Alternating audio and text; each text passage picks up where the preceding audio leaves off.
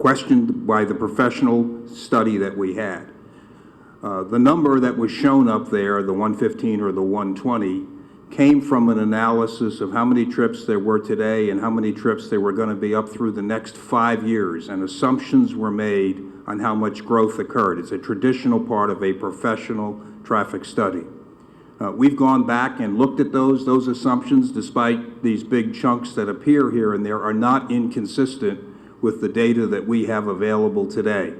So the limitation on trips, and actually the decrease that Dave showed from 120 down to 115, still says, and the critical intersection in all of those studies was Shepherd at Bissonnette, that happened to go from 78 seconds to over 80 seconds, an F intersection. Bringing those trips down took them below that threshold that we had established in what is called Chapter 15, the Infrastructure Design Manual, which depends on the curb cut ordinance, 4086. And that's what we used, as was pointed out earlier, as our basis to delay this project for several years. Well, no offense, Mr. Ricken, but I'm an architect and I order traffic impact assessments all the time. And no offense to traffic engineers, but I can pretty much tell them what their study has to say. So you're asking us to trust traffic and transportation and an old developer-generated TIA, neither of which I've seen, under pressure of a settlement to figure out the traffic count. And I'm not talking about the count contributed by the project. I'm talking about the reality on Bissonnette today.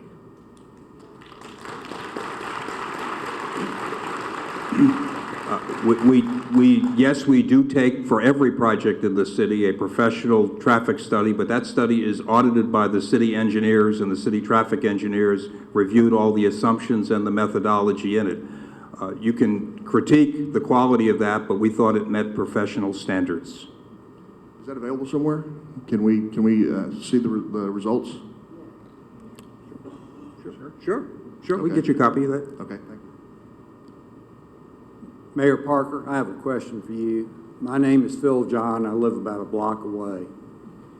And I came here thinking that this settlement was not a done deal, and what you said has me a little bit confused. If there's a chance of trying to get a better settlement, I encourage you heartily to do it. The problem with this poor settlement, Mayor, is that in all my years of handling lawsuits and dealing with settlements, this is the first time I've seen a lawsuit settled by somebody else paying. The city's paying nothing.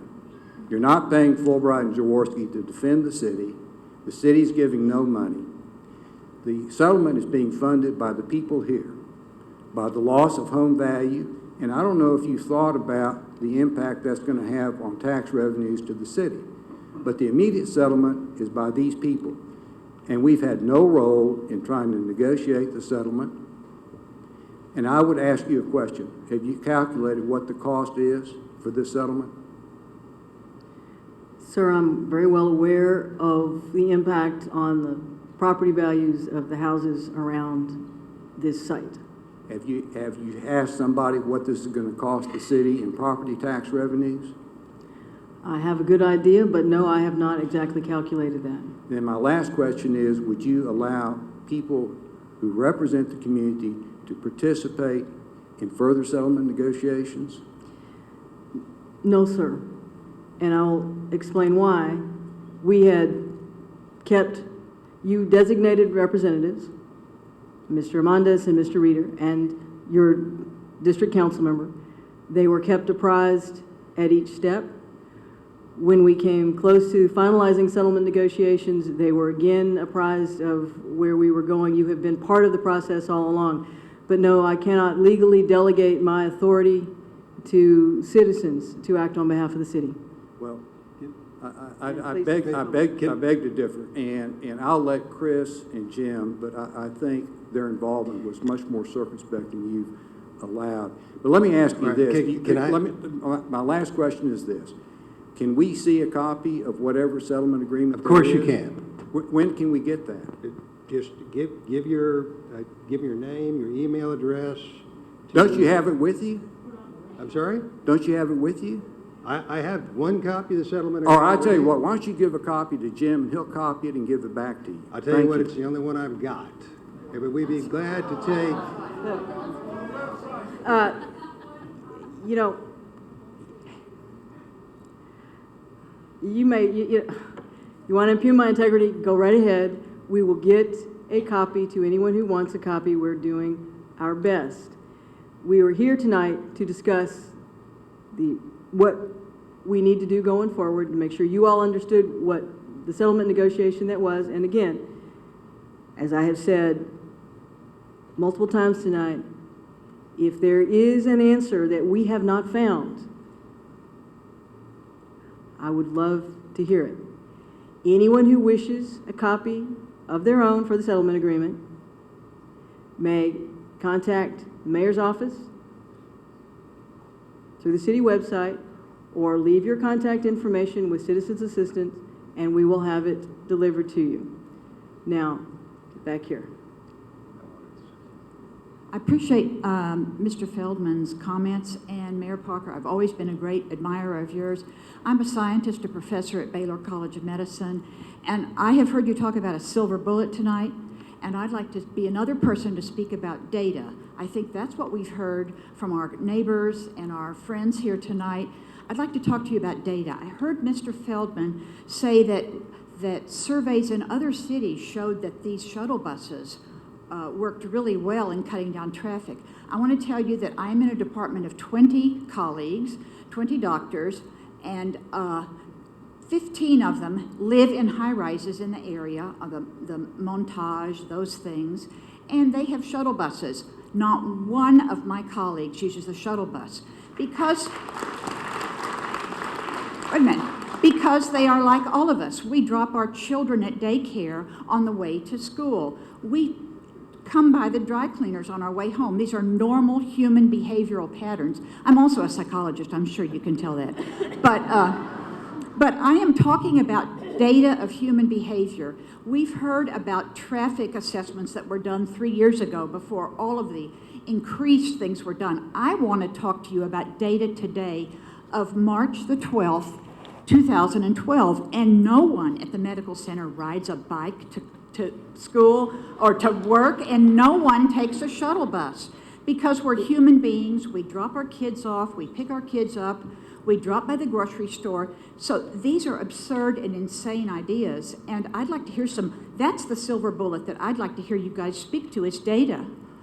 Well, data and facts are that they got a permit in 2009, and we've distributed and we tried to give everybody a copy of the handout so you could see what was in the original application and what was approved in 2009.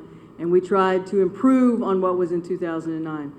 And some things may work, some things may not, but our attitude was anything that we could do to try to improve this project and make it less of a negative to the neighborhood, we were going to do. The facts You have are failed. the You have fact. failed. Well, You have failed. ma'am. And let Then me that tell may you, be, but the facts as a are person that who- the project would have been. The project was approved in 2009 without these things, and that's the project that we default to. No, I understand that you are not responsible for this, but there is data in 2012 that's different than data in 2009. You know, we have iPads now. We didn't have them then. Let's get current. That's the silver bullet. Look at reality. And if don't laugh at me because I'm talking about data. We're not, we're talking about. Okay, don't laugh because I'm talking about data. And this is current data I want to talk to you about. 2012.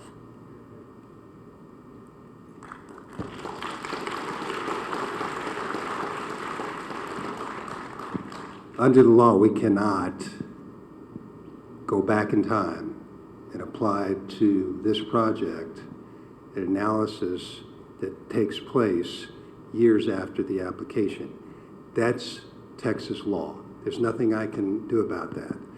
Now, what I did want to say in response to the last questioner and to you as well, if you have ideas, we know there's no silver bullet. We know there's no way we can stop this project. My goodness gracious, the best lawyers in this city have studied that for a period of years. For free? But No, for a fee. No. For a fee. I do think to this is have. about money, But please, sir. It's about data. if there are issues of concern, for example, during construction, it would be most beneficial to me if I knew what those issues were.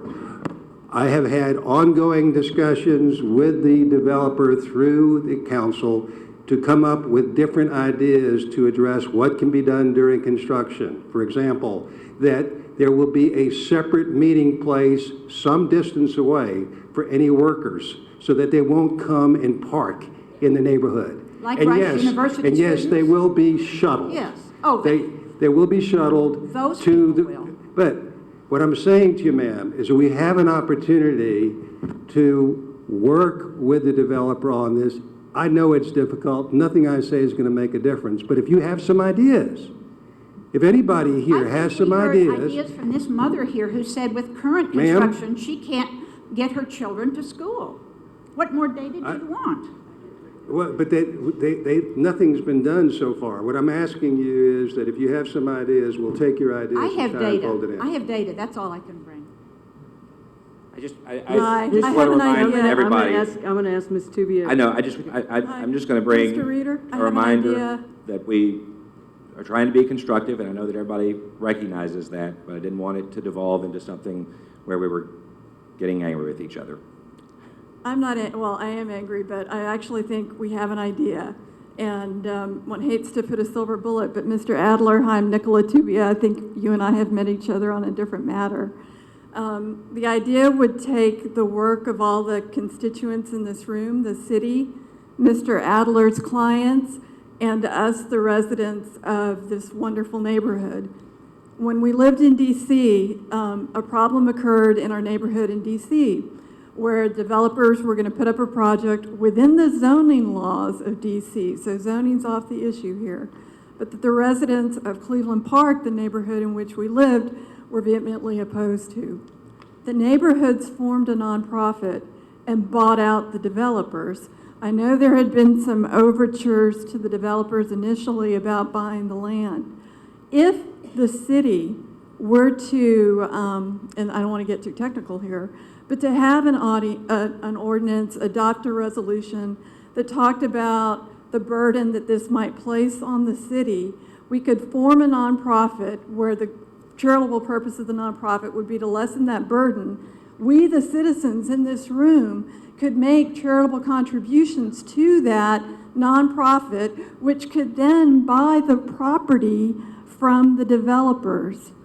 I know they're probably looking to get out. I mean, I don't think we could pay $40 million for it, but we probably could get it from them for some decent price. You know, I just felt like before I sit here and complain and to at least put that solution. I mean, I don't like to, as a citizen of this great neighborhood, I don't like to feel held for ransom, but I also don't want to see my city blighted with a 21-story tower in what I think is the most beautiful part of the city. So I offer that solution. Thank you. And Ms. Tubia, thank you.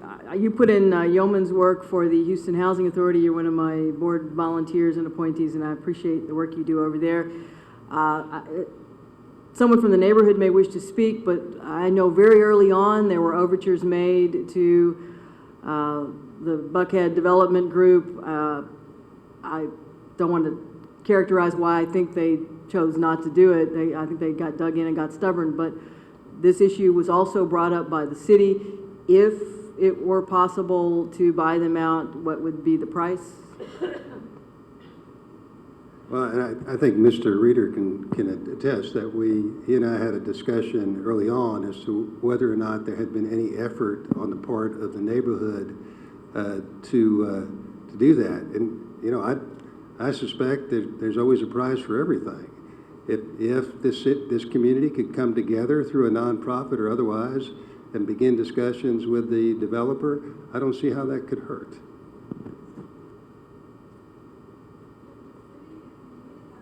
Would you mind, I'm sorry, you have to do the microphone. If the nonprofit needed that resolution from the city to talk about the lessening of burdens of the government, to get us the tax exempt